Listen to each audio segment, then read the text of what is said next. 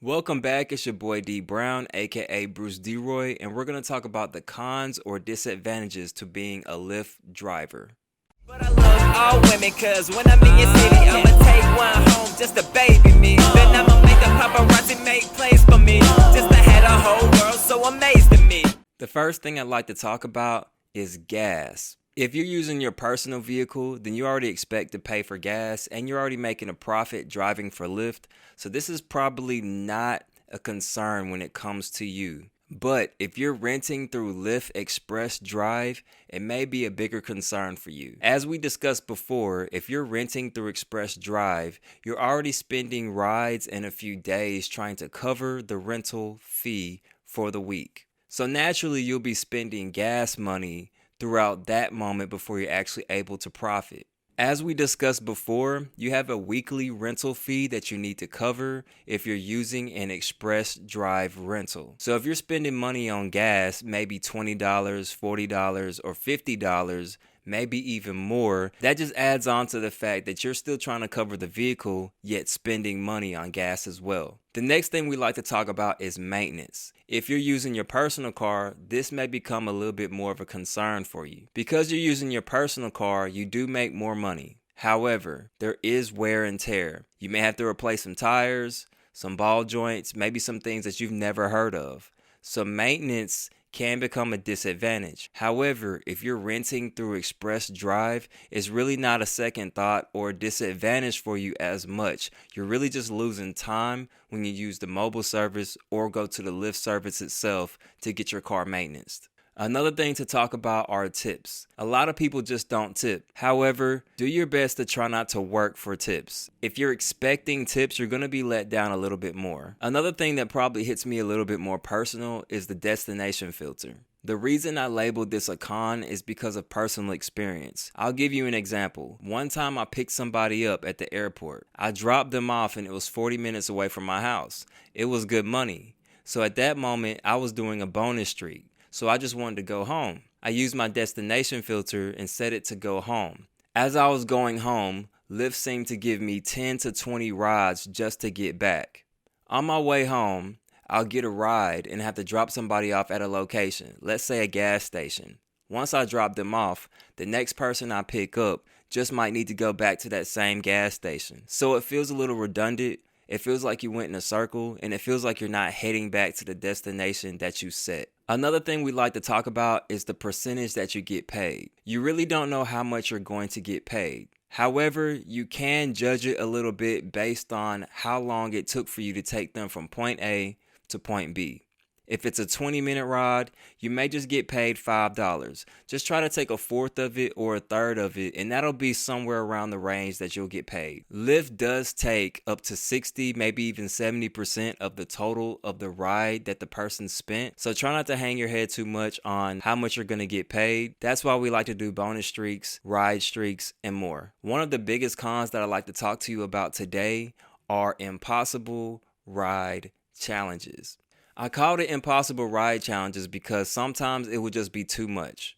Other times it's very doable. I remember one week Lyft wanted me to do 50 rides. It was 50 rides for a total of $200. And if you do 11 more, you might get another 100, and then 10 more than that, maybe another 100. However, I just always aim for the first goal, 50 rides for however many dollars on top of what I'm already making. However, a few weeks later, they may say, we need you to do this ride challenge for 78 rides for less than how much you got paid for doing 50 rides some weeks before.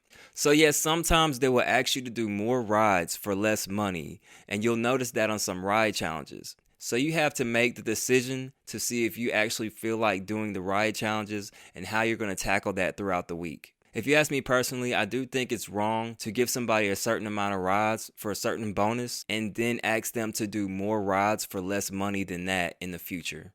Another con I like to discuss are no bonuses throughout the week. It seems as if you do a lot of streaks, maybe for a week, maybe even for 2 weeks, the next week or two, there will be no streaks at all. If you're renting through Express Drive, sometimes doing 70, 80 rides, 90 rides might not even get you a profit. So you might have just spent a lot of gas money and covered the vehicle and actually not made any money. If I made $600, $700 one week, that's a pretty good week. But if the next week there are no bonuses and I make no money, I'm still losing money in gas. And if the next week is just the same with no bonuses, you can keep losing money, and it's almost as if you didn't make that $700 or $600 those few weeks prior. Another con are damages or fees when you're renting through Express Drive. If you do damage the car, you have to pay for it, and that's as simple as that. It's kind of understood, but I wanted to put it down anyway. If you're using your personal vehicle, there may be damages, there may be not. It just depends on how you treat your car.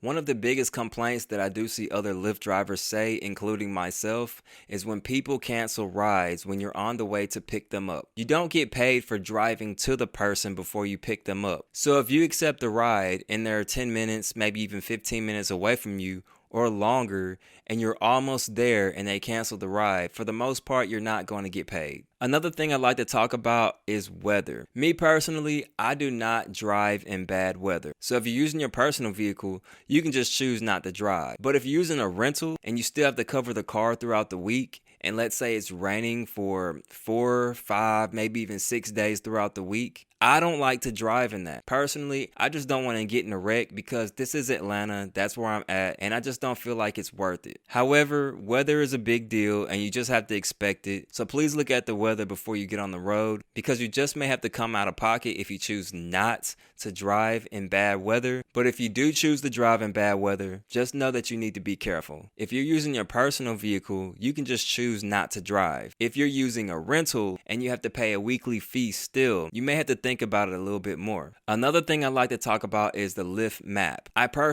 just don't like it. Honestly, I actually hate it. The Lyft Map is terrible and I don't even use it. So when I'm picking up people and dropping them off, I just use my iPhone map, or if you have an Android, you can use your Google Map. However, Lyft Map does work hand in hand with Google, so maybe it does help Android users. For iPhone, not so much. The Lyft Map will just take you all types of ways. If you compare it to your iPhone map likes to adjust due to weather, roadblocks, wrecks, and much more. The Lyft Map just does what it feels like doing. Sometimes it might take you to a dead end. Other times it might do something else crazy. So me personally, I don't even use the Lyft Map. I just want to give you a forewarning. Finally, this is a big one. The Lyft app does freeze a lot. You do have to drop people off who live in trees, or maybe even bad weather, or when you're in bad traffic. In those cases, the Lyft app will freeze on you. Which brings us to our last thing to talk about in our disadvantages or cons. Your phone will overheat. It's just natural. You have your phone plugged up to the car and you have your maps going and possibly some music. Your phone is going to overheat, especially if you're in the South. So please, please, please purchase the phone vent holder. Have your AC on because your phone is going to overheat. And if it does overheat, the Lyft app will freeze also. So that's everything I wanted to talk about with being a driver for Lyft on the disadvantage side. So that's all we have for right now. Make sure you like the videos, you subscribe for more content, tutorials, and vlogs later on in the future. You so dope, better than a drink in my coat, more like the tree in my smoke.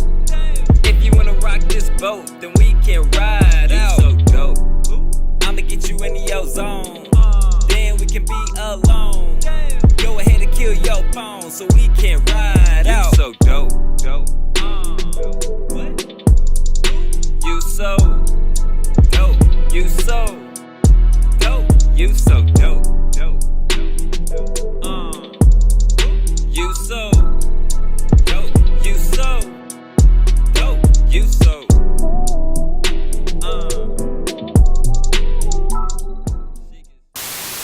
Y'all make sure y'all like, y'all comment, y'all subscribe, cause some funny, some fire stuff is on the way.